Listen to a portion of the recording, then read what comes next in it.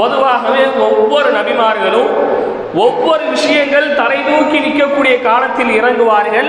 அப்படி இறங்கி யாரெல்லாம் அதில் தலை தூக்கி நிற்கின்றார்களோ அவர்களை முந்தி சென்று தான் நபி என்பதை உறுதி செய்வார்கள். மூசா அலைஹிஸ்ஸலாத்தை எடுத்துப்போமே, சூனியம் தலை தூக்கி நின்ற காலத்தில் தான் மூசா நபியை அல்லாஹ் தஆலா நபியாக அனுப்பினான்.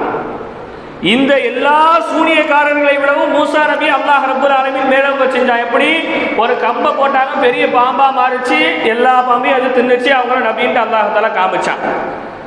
ஈசா அலைஹிஸ்ஸலாம் அவர்கள் மருத்துவம் தலை தூக்கி நிற்கக்கூடிய காலத்தில் நபியாக வந்தாங்க. எந்த அளவிற்கு அவர்களுக்கு அல்லாஹ் மருத்துவத்தில் சிறப்பை கொடுத்திருந்தா, பிறவி கண்குருடா இருப்பவர்களை குணமாக்கிடுவாங்க, கருங்குஷ்டம் வெண்குஷ்ட நோயில் இருக்கிறவங்களை குணமாக்கிடுவாங்க, இன்னும் சொல்ல போனா யுஹையில் மௌத்தா போனவர்களே குணமாக்கிடுவாங்க. அந்த அளவுக்கு மருத்துவத்தில் தேர்ச்சி பெற்ற நபியாக ஈசா நபி